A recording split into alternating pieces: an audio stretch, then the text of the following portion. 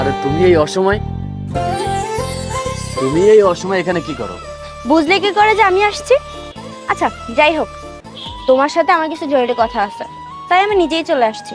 চলো। আরে এখন তো হাতে অনেক কাজ, আর এই কাজ রেখে যদি আমি তোমার সাথে ঘুরতে বের হই, মহাজন যদি এসে দেখে তাহলে তোমার চাকরিটাই থাকবে না।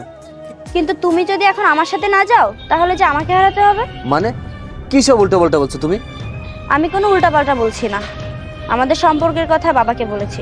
বাবা বলেছে কি বলেছে তোমার বাবা? বাবা বলেছে যে আজই তোমাকে বাসায় নিয়ে যেতে। সত্যি? কিন্তু এই পোশাকে এখন যাওয়াটা কি ঠিক হবে? আরে কিচ্ছু হবে না, তুমি চলো তো। আচ্ছা তুমি একটু দাঁড়াও, আমি জামাটা চেঞ্জ করে আসি।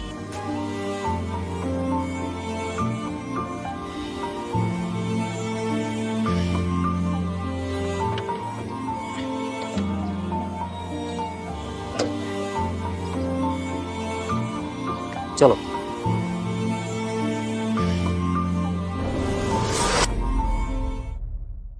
আমার না সত্যি খুব ভয় করছে।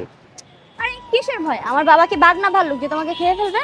আরে তা না, আমি তো সামান্য একটা গ্যারেজে কাজ করি।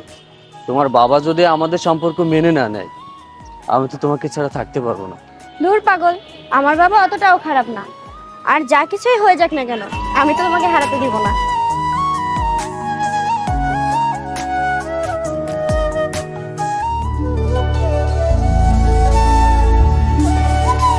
বাবা, এই যে আরিফ। আসসালামু আলাইকুম। ওয়ালাইকুম আসসালাম। দাঁড়িয়ে কেন, বসো। আচ্ছা তোমরা বসো, আমি চা করে নিয়ে আসি।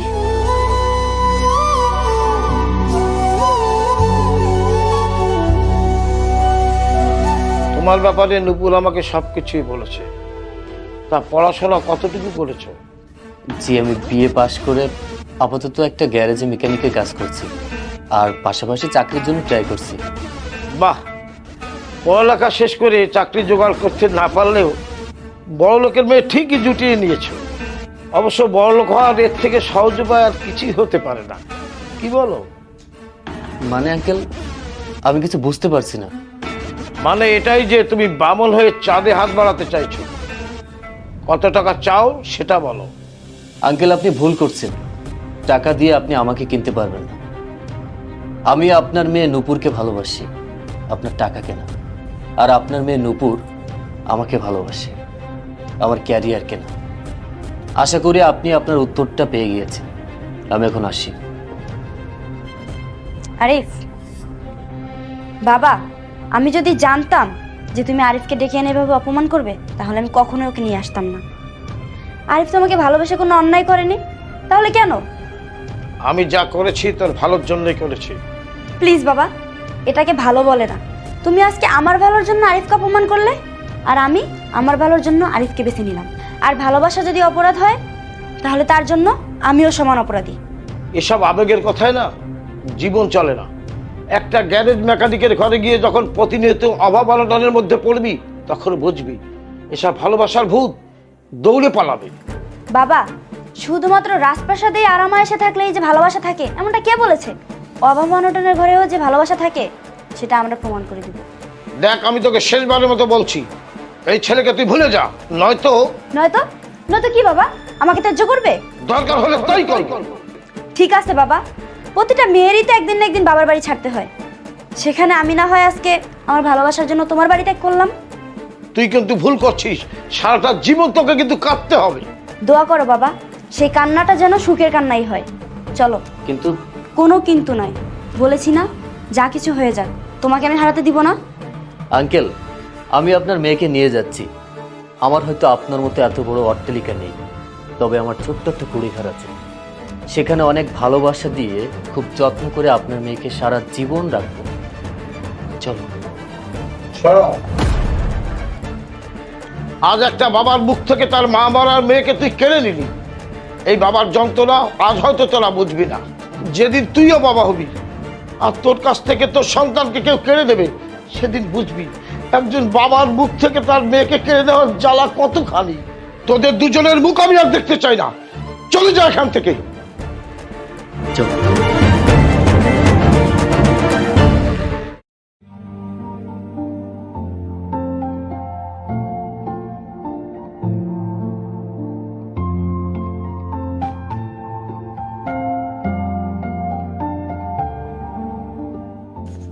কি হয়েছে? বাবার জন্য মন খারাপ? জেদের বসে এমন একটা সিদ্ধান্ত না নিলেও পারতে। এমন সৌভাগ্য কয়জনের হয় বলো?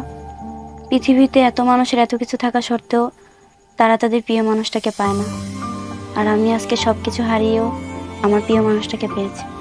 আর ভালোবাসায় এমন প্রাপ্তি কয়জনের ভাগ্যে জুটে বলো?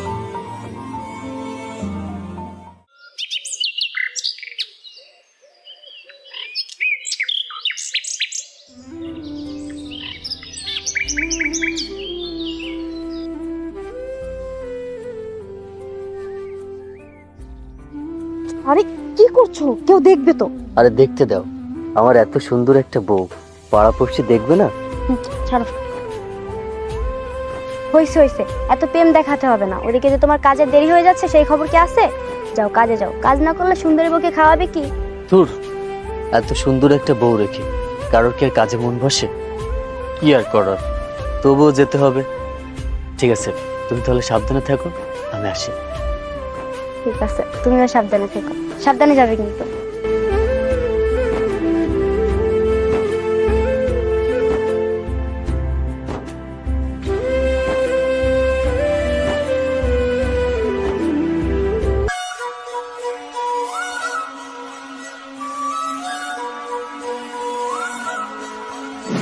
এমন সৌভাগ্য কয়জনের হয় বলো?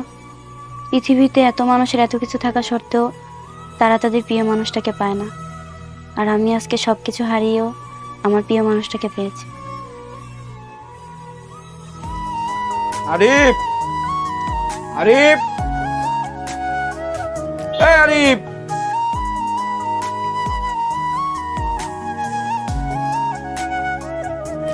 কিরে কতক্ষণ ধরে রাখছি, কথা কানে যায় না নাকি? কাজের নামে তো কোনো খোঁজ নেই। তা এভাবে, ও বুঝেছি, নতুন বউয়ের স্বপ্নে বিভোর হয়ে আছো না? তো এভাবে চললে তো চাকরিটা থাকবে বলে মনে হয়? না মানে ভাইজান, থাক, আর মানে মানে করতে হবে না, বুঝে গেছি। তা এই যে বিয়ের খরচ, বউয়ের শাড়ি গয়না কেনা বাবদ 2 মাসের বেতন যে অ্যাডভান্স নিয়ে রেখেছিস, আর কাজের তো এই ছিরি, বলছি এভাবে চললে আমার গ্যারেজটা কি টিকবে? ভাইজান আমি এক্ষুনি আপনার সব কাজ করে দিচ্ছি। ঠিক আছে, কর।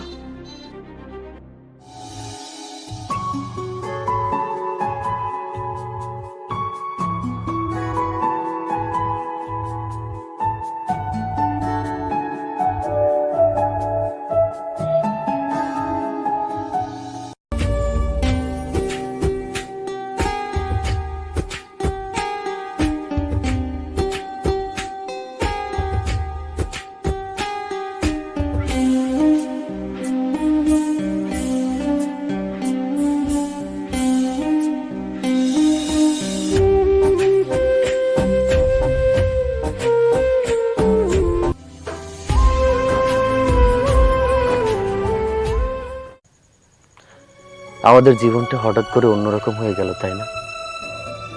কিছুদিন আগেও তুমি একটা রাজপ্রাসাদের রাজকন্যা হয়েছিল, আর আজকে আমাকে ভালোবেসে এই কুঁড়ে ঘরে। এভাবে বলছো কেন? আমি তো এখনো তোমার এই কুঁড়ে ঘরের রানী হয়ে আছি, তাই না? তবুও মাঝে মাঝে খুব ভয় হয়, আমরা কোনো ভুল করছি না তো? না, আমরা কোনো ভুল করিনি।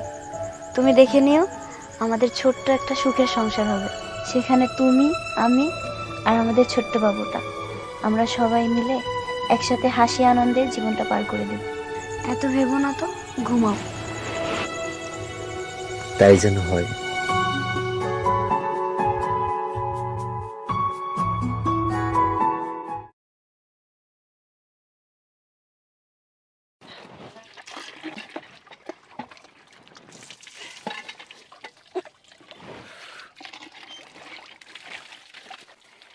আচ্ছা থাকো, আমি ঘরে যাই।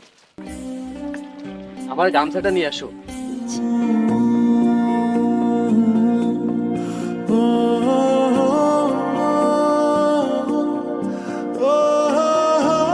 কি হয়েছে তোমার? কি হয়েছে তোমার? আরে কি হয়েছে তোমার? কথা বলো, কথা বলো, কথা বলো। জানি না, মাথার মধ্যে কি জানি একটা। আর তোমাকে এক্ষুনি ডাক্তারের কাছে নিয়ে যেতে হবে। উঠো উঠো।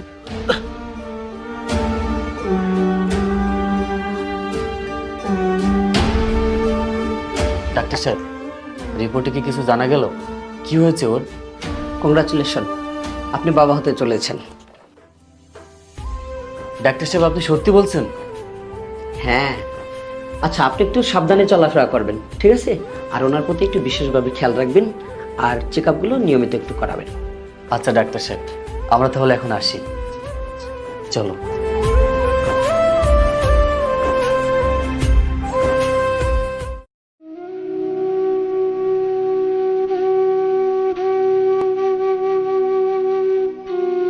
কি গো, তুমি খুশি হও নাই?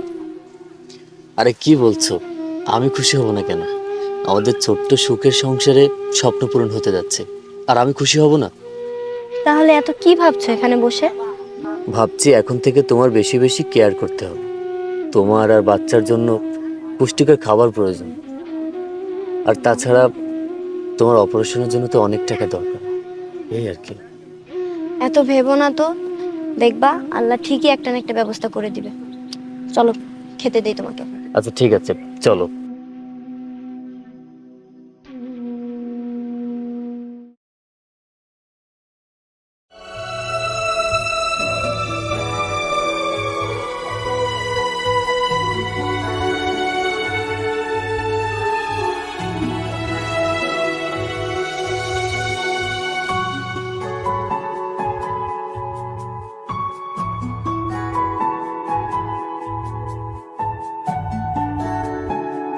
আরে হইছে, সারাক্ষণ যদি আমার পিছনে পড়ে থাকো তাহলে কি চাকরিটা থাকবে? এই তো প্রায় শেষ। এবার তুমি বিশ্রাম নাও, আমি তাহলে গ্যারেজের দিকে যাই। আচ্ছা এসো, সাবধানে যাবে কিন্তু। আচ্ছা, তুমি কিন্তু সাবধানে চলাফেরা করবে, আর কোনো অসুবিধা হলে আমাকে কল করবা, কেমন? আমি তাহলে আসি। তুমি বলছো একটা কল করো আমাকে। হ্যাঁ হ্যাঁ, কল করব।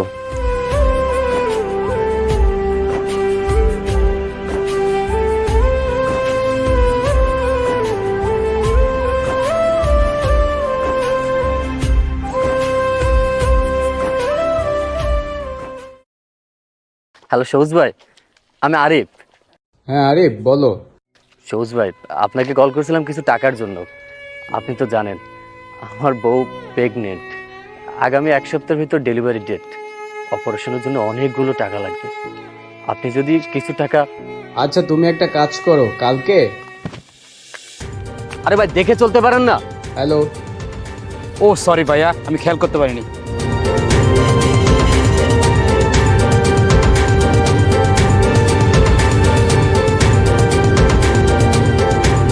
অভাবের বাজারে ফোনটা এখনই নষ্ট হওয়া লাগলো, কোত্থেকে যে আসে এসব। ধর।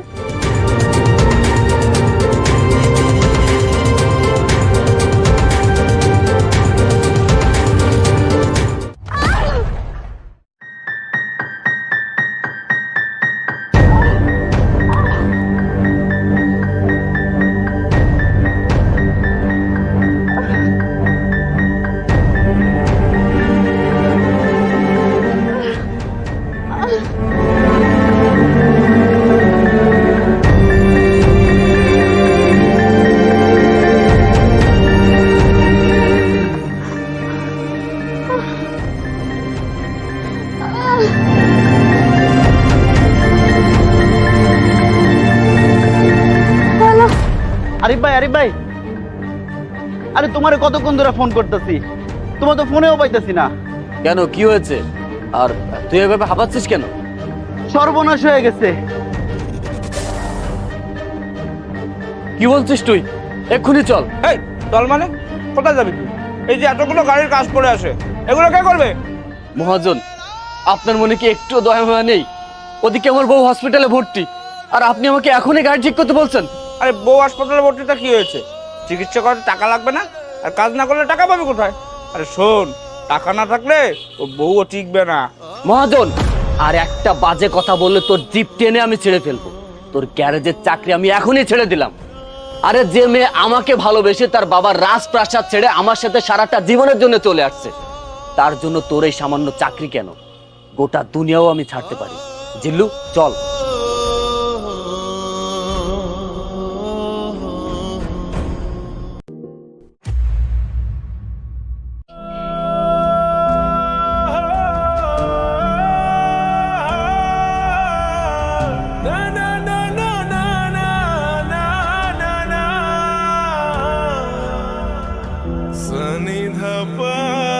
ডাক্তার সাহেব, আমার ওয়াইফ এখন কেমন আছে? দেখুন, উনি এখন শঙ্কামুক্ত, কিন্তু কিন্তু কি ডাক্তার সাহেব? আপনার স্ত্রী পড়ে গিয়ে গর্ভের বাচ্চার প্রচণ্ড মাথায় আঘাত লেগেছে। এজন্য আপনার স্ত্রীকে বাঁচানো গেলেও আপনার সন্তানকে আমি বাঁচাতে পারিনি। না ডাক্তার সাহেব, আপনি মিথ্যা বলছেন ডাক্তার সাহেব। আমি এটা বিশ্বাস করি না ডাক্তার সাহেব। ডাক্তার সাহেব, আপনি মিথ্যা বলছেন ডাক্তার সাহেব। প্লিজ আপনি শান্ত হন। আপনার স্ত্রীকে কেবিনে দেওয়া হচ্ছে, সেখানে গিয়ে কথা হবে। ডাক্তার সাহেব,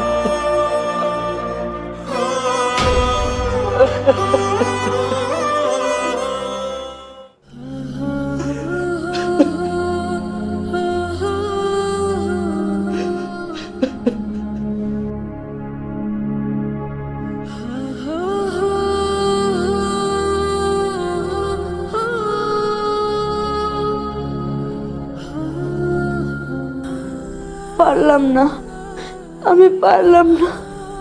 তোমার ছোট্ট সুখের সংসারের স্বপ্ন পূরণ করতে পারলাম না। তুমি আমার মাফ করে দিও।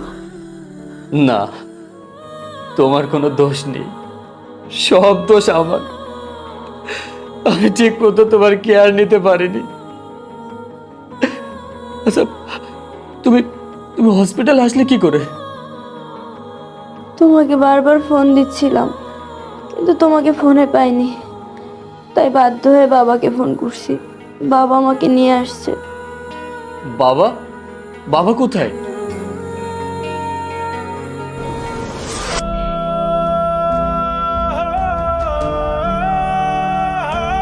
বাবা, বাবা আপনি আমাকে ক্ষমা করে দিন বাবা।